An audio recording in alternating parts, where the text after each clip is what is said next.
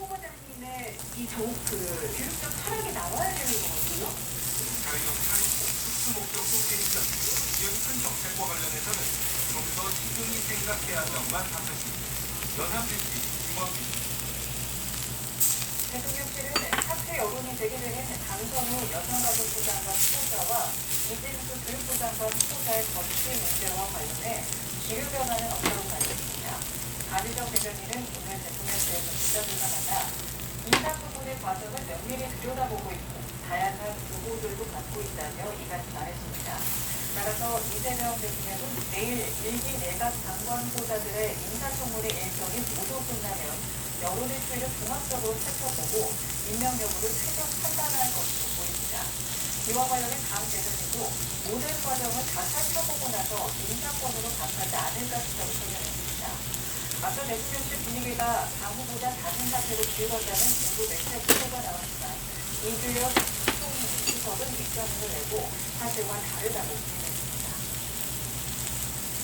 정성호 법무부 장관 후보자는 국회 인사청문회에서 국민의힘에 대한 정당해산 비판 청구 가능성에 대해 윤 전 대통령이 의원들의 판단에 어떤 영향을 미치는지 수사를 통해 사실관계가 확정이 되면 판단할 것이라고 밝혔습니다. 정 후보자는 대통령은 신의를 해당 정당의 1호 당원이라고 한다며 이같이 답했습니다. 그러면서 윤 전 대통령의 그러한 영향력이 정당의 활동과 목적, 개별 의원들의 선택과 판단에 어떤 영향을 미쳤는지 내란 수사 과정에서 밝혀져야 한다고 생각했다며 사실관계가 확정되면 잘 판단해 보도록 하겠다고 말했습니다. 국민의힘 윤희수 수신위원장이 잘못된 과거와 단단하다며 1차 영단을 발표했는데요. 주변 인사가 거의 청문회 상황 먼저 살펴보도록 하겠습니다. 국회 외교통일위원회가 조련 외교부 장관 후보자의 인사청문회를 열었습니다. 항의하고 문책이라고 생각합니다.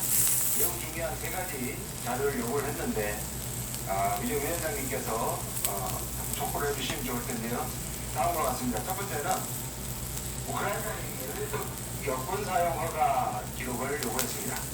아시다시피 우크라이나는 전쟁 중이기 때문에 2022년 이후로 못 들어가는 국가, 그 여행 금지 국가입니다.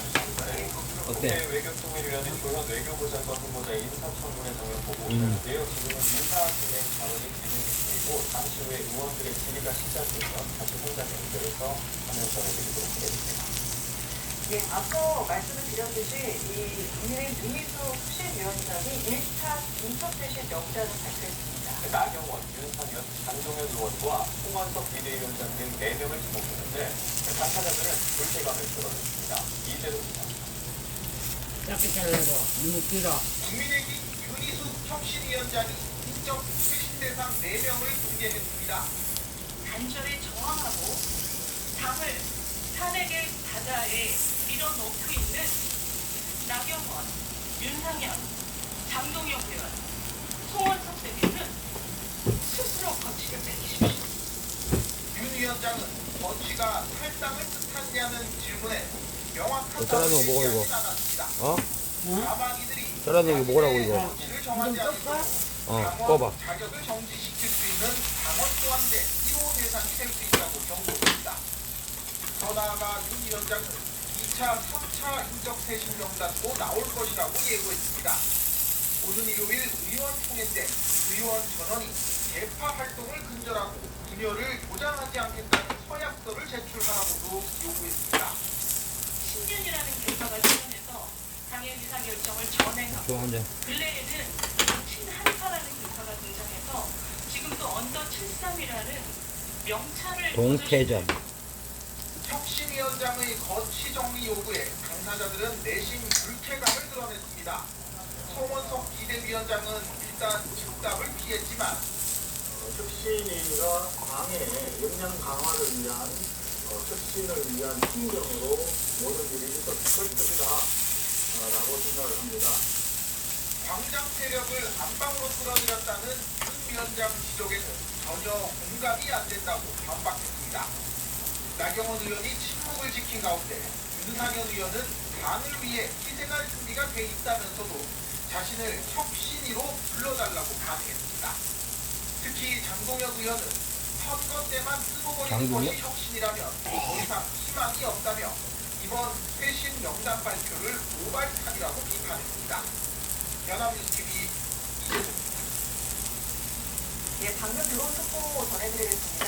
부당합병, 세계 부정 의혹으로 기소돼서 재판을 받아온 이재용 삼성전자 회장이 대법원에서 무죄를 확정받았습니다. 대법원 선고는 조금 전 이 회장 사건 상고심 선고에서 검찰의 상고를 기각하고 원심의 무죄 판단을 일제했습니다. 네, 구체적인 내용은 정리해서 이어지는 뉴스를 통해 다시 전해드리겠습니다. 예, 지금 이 시각 외교통일위원회 김현 외교부 장관 후보자 인사청문회 모습 다시 보시겠습니다. 어떻게 사용되는가에 대해서 깜깜이입니다. 그런데 외교장관이 원래 우리에게 소파라는 게 있죠. 한미 주한미군 지휘에 관한 협정이 있습니다. 그렇죠? 그 정신이 한국은 장소와 시설을 제공하고 운영에 관해서는 주한미군이 운영을 담당합니다. 맞습니까? 네. 그런데 우리가 이제 우리가 성장하면서 미국이 특별히 91년부터 SMA라고 해서 방위미 군당국이라는 특별 협정입니다. 제 SMAS는 스페셜이라는 뜻입니다. 그런데 항목이 저렇게 제한되어 있습니다. 주한미군 내 한국인 근로자 인건비, 군사 건설비, 그다음 연합방위 증강 사업비, 군수 지원비인데 우리가 작년에 국회를 통과한 것이 연간 불 끈 거야? 맞습니까? 지금 트럼프 대통령이 한번 넘겨주십시오. 이거. 자, 100억 불, 지금 환율로 13조 7천원입니다. 저기에는 현재 아까 제가 말씀드린 것처럼 9천억 원 정도가 매년 못 쓰고 부용이 되고 있습니다. 그런데 저 13조 7천억은 사용도 못할 뿐만 아니라 현재의 소파와 현재의 법상에서 우리가 설사 우리가 지불하기로 작정하라도 지불할 수 있는 방법은 있습니까? 그건 좀 기술적인 사안으로서 깊이 좀 들여다봐야 될 것 같습니다. 그런데요, 이거는 분명히 전 세계에서 이 SMA를 주는 나라가 몇 개국인지 아십니까? 몇 개국입니까? 정확한 수치는 말씀드릴 수 없습니다. 딱 세 나라밖에 없습니다. 그렇게 복잡하지 않습니다. 한국, 일본, 그리고 독일입니다. 여기에서 현금을 지불하는 나라는 한국과 일본밖에 없고요.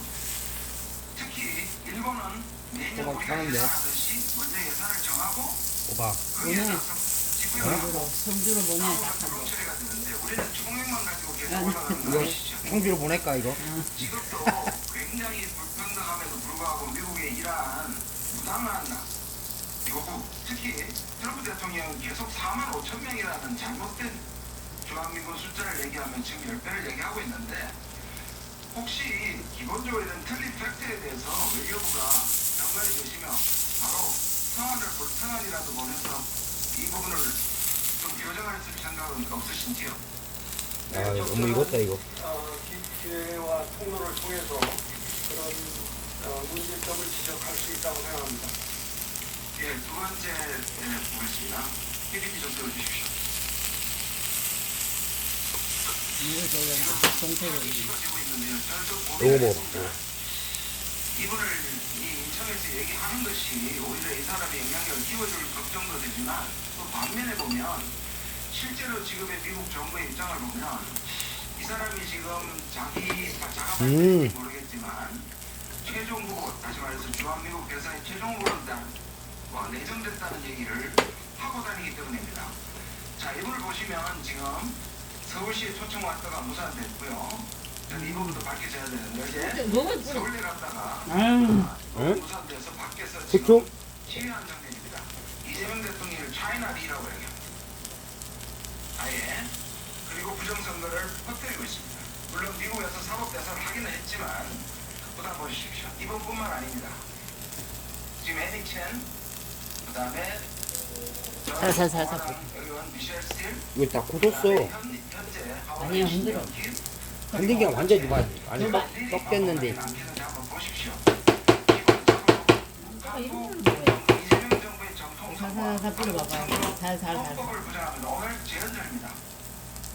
저는 아까도 말씀드린 것처럼 이들 중에 혹시라도 혹시라도 만약에 주한미국 대사를 부임을 하면 그때 가서 아그레방을 주지 않는 외교적 나오지. 결투의 시기가 됐기 전에 이 오로를 통해서 이런 분들을 한국에서 보내는 것은 저는 충분히 그렇게 얘기할 수 있다고 생각합니다. 저 발언들이 아까 말씀드린 것처럼 한국의 선거를 부정하고 이재명 대통령의 정부의 정당성을 부정하는 사람들이 주한미국 대사로 올 수는 없는다. 그 부분에서 이미 일이 커지기 전에 여러 경로를 통해서 미국 측에 우리 의사를 전하는 것은 아이 너무 익었다 이거. 어떻게 생각하십니까? 네, 국가는 한미 동맹 관계에 내려야 있어서 이런 그 분들의 영향이 언급이나 아 너무 익었어 너무 익었어. 한미 관계에 부정적 영향을 미치지 않도록 어떠한 조치를 취할 수 있을 것인지 고민해 보겠습니다.